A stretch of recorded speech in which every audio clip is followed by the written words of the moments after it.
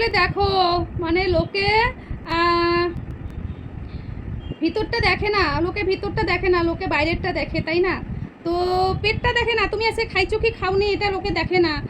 মানে তুমি একটা আজকে ছিঁড়া কাপড় পরে রাস্তায় ঘুরো বা ছোটো একটা কাপড় এমন করে কোনো রকম ঘুরো, তখন লোকে কিন্তু দেখবে তুমি ভাই আজকে এতটুকু খাইছো নাকি, এতটুকু খাইছো নাকি, নাই খাইছো, এটা কিন্তু লোকে দেখে না। তো সত্যি সত্যি এগুলো বাস্তব ব্যাপার। তো আমারও লাইফটা এরকম। আমি আজকে ভগবানের দোহাই দিয়ে বলি, ঠাকুরের কাছে বলি যে আজকে আমার বরকে লোকের কাছে বড় করে রাখতাম, বড় করে রাখার ফলে আজকে আমার এরকম। বরকে বড় করে রাখতাম, বরের মান সম্মান যাবে আমি যদি এসব বলি, যে না বলা যাবে না। মানে আমরা যেদিকে যেদিকে আছি, এদিকে এদিকে আত্মীয় স্বজন পরিজন পাড়া প্রতিবেশী, আমি যেখানে যেখানে ভাড়া ছিলাম, কেন জানবে আমার বর খারাপ? আমার আমার আমার ইচ্ছা ছিল আমি বরের কথা সবসময় লোককে ভালো বলবো, আমার যত কষ্ট হোক, কিন্তু সেটা হলোই না। আর অর্ধেকের পথ যেতে না যেতেই আর হলো না, সেটা বেশি মাত্রায় মানে মাথায় উঠে যাওয়া যাকে বলে। তো আমি এটা চেয়েছিলাম। তো আমার এটা আগের থেকেও গর্ব ছিল যে আমার বরের কথা আমি লোকের কাছে গর্ব ছাড়া কিছুই করব না। তো যাই হোক, সেটা হয়নি। সেটা আমি 12 বছর করেছিলাম,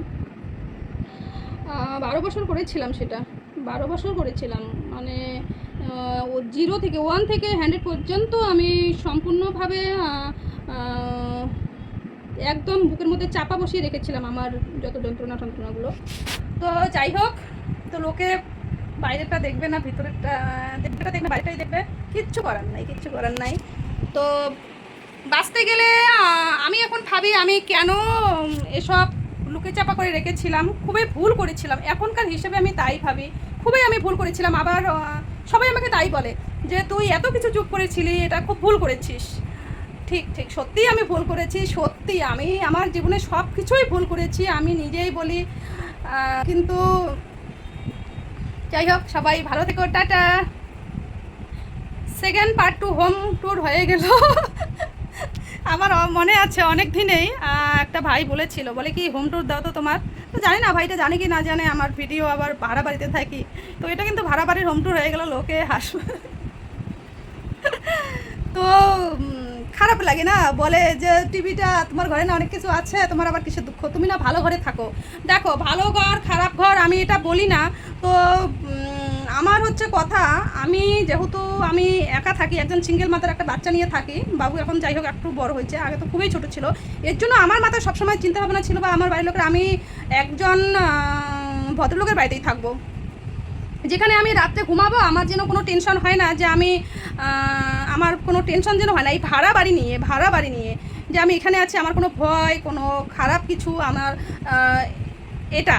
তো ভালো বাড়ি আর খারাপ বাড়ির, ভাঙা বাড়ি আর ওই পাকা বাড়ির মধ্যে কোনো ভেদাভেদ না। আমার প্রশ্ন হলো একজন ভালো মানুষের বাড়িতে আমি থাকবো, যেখানে আমি ভাববো কি, কারণ আমার বাবা মা তো অনেক দূরে, আর আমি বাচ্চা নিয়ে থাকি। আমার সবসময় মাথায় একটাই, যে ভাঙ্গাই হোক ভালোই হোক, 2 পয়সা কম লোক বেশি লোক, কিন্তু আমার হচ্ছে আমি একজন সদ্য ভদ্র লোকের বাড়িতে থাকবো, যেখানে আমার মাথায় থাকবে যে হ্যাঁ আমি নিশ্চিন্তে আমি এখানে রাতটা পার করব, বা আমি আমার কোনো সমস্যা নেই এটা। তো এটাই, কী আর বলবো, আমি সবসময় এটা নিয়েই চলেছিলাম। তো এটা নিয়েও লোকে অনেক কথা বলেছিল, সবাই না, কেউ কেউ যাদের একটু ওই রকম চিন্তাভাবনা কথা নিয়ে চলে, তারাই বলেছিল। তো আমি টিভি যখন কিনে নিয়ে আসি, আমি পাশের ঘরের লোককে বলেছিলাম, পাশের ঘরের যে দিদিগুলো ভাড়া থাকে না, আমি বলেছিলাম যে দিদি বা কাকি টাকিরা যে থাকে, খুব ভালোবাসতো আমাকে। তো বলতো, আমি বলেছিলাম যে অর্গের বাবা টিভি কিনে দিল জানো, এরকম বলেছিলাম। চিন্তা করো, আমি লোন খাটিয়ে এভাবে করেছিলাম, আর আমি ওর সুনাম করেছিলাম। তো আরও যে জিনিসগুলো, এমনকি আমার কাকিকেও বলেছি যে এই যে আমার আলমারি ঠালমারিগুলো, এগুলো অর্গের বাবা আমাকে কিনে দিয়েছিল। তো আমি আরও লোককেই বুঝাইছি যে এগুলো অর্গের বাবা, কিন্তু আমি যে ঘর সংসার থেকে নিয়েছি, আমরা যেখানে ভাড়া ছিলাম ওখান থেকে ঘর সংসার থেকে নিয়েছি, তো আমি বুঝতে দিতাম না যে আমি এগুলো ঘর সংসার থেকে নিয়েছি। তো আমি না ঘেমেও গেছি আজকে, বুঝেছো, ও ঘুমেও গেছি। তো আমি এগুলো কখনোই বুঝতে দিতাম না যে আমি এগুলো ঘর সংসার থেকে নিয়েছি। তো আর আমার ভিডিও দেখে বা ও যদি লোকের কাছে বলে যে ওর কিছু জিনিস আছে, আমি দেওয়া রাজি আছি। ও এসে যদি চায় যে আমার এই জিনিসটা করে দিতে হবে, আমি দেওয়া রাজি আছি, কারণ সে এসে বলতেই পারবে না তার কী আছে। তো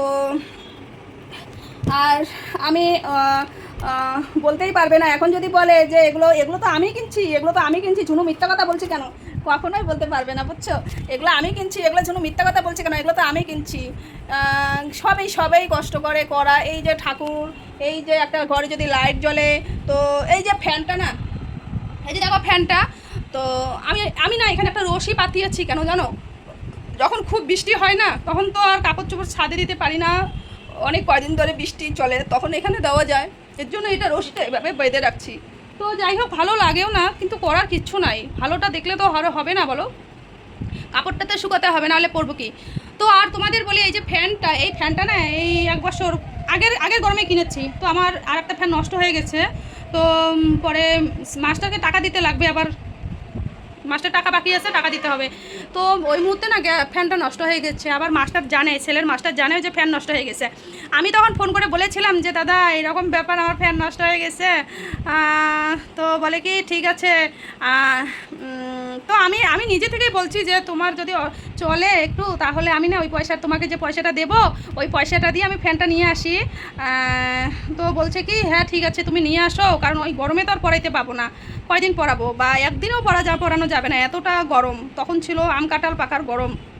এর আগের বছর তখন না 1,500 টাকা না কত, বা না 1,500 একটু কম, একটু সামান্য একটু কম ওই নিয়েছিল। আরে 10-20 টাকা যে কম নিয়েছিল 1,500 থেকে, এই ফ্যানটা নিয়েছিলাম। হ্যাঁ, তারপরে পরে দাদাকে আবার টাকা ম্যানেজ করে তারপরে দিয়েছি, মানে স্যারকে টাকা পরে ম্যানেজ করে আবার দিয়েছিলাম। তো এটাই হচ্ছে আমার জীবনের কথা। তো এইটুকু জিনিস করেছি কেন কি বলো তো, ওই আমার শোকেসটা ভাঙ্গা না, আমার খুব কষ্ট হয়েছিল, আমার শোকেসটা খুব বড় ছিল, খুব লাল খয়েরি ছিল, তো খুব বড় ছিল, খুব মজবুত ছিল, খুব বড় ছিল। আলনাটাও ভেঙেছে। আমি অষ্টমঙ্গলা থেকে আসার পরে দেখি শোকেসটা ভাঙ্গা, সে ভাঙ্গা, আয়না ঠায়না সব ভাঙ্গা, লক ঠক ভাঙ্গা। হ্যাঁ, তো তারপরে বলো দেখো, তারপরে না খালি বিছানাটাও ভাঙ্গা, তারপরে না একটু ঠিকঠাক করে তারপরে আমি পরে আস্তে আস্তে এগুলো জিনিস একটু করেছিলাম। আর টিভিটা অর্গের জন্যই কিনেছি, আমার যদিও টিভি দেখার তো নেশা নাই, পরে অর্গের জন্য কিনেছিলাম টিভিটা, যে অর্গটা একটু দেখবে টিভিটা। তখন আমার কোনো মোবাইল ছিল না, মোবাইল কিনে আমার বুঝি 3-4 বছর হলো। আমার মনে আছে মা ব্যাঙ্গালোরে গেছে, তখন কিনেছিলাম মোবাইলটা, তাও তো লোনে কিনেছিলাম, সবেই লোন দিয়েই আজকে আমার জীবন এখানে। তো পরে লোনগুলো আমরা কষ্ট করে দেই, না খেয়ে তো এটাই হচ্ছে আমার জীবন গো, আমি আর পারি না।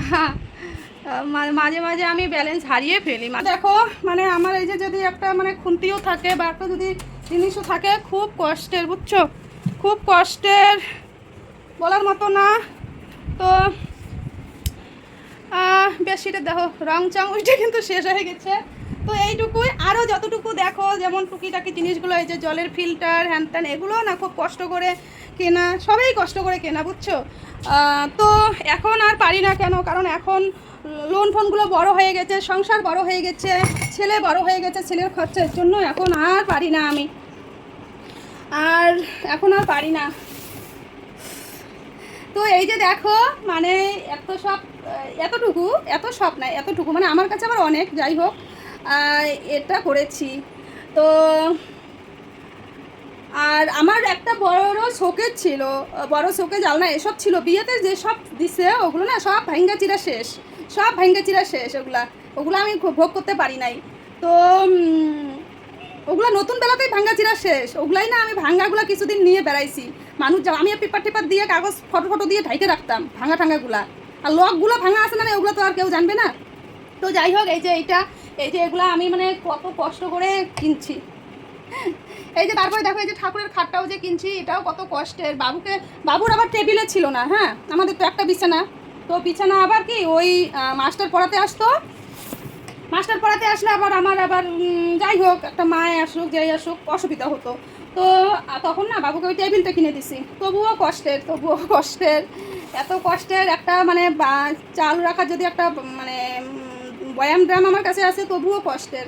মানে আমার শরীরের মন রক্ত, শরীরের প্রত্যেকটা মাংস রক্তই জানে আমার কতটা কষ্ট আমার জীবনে।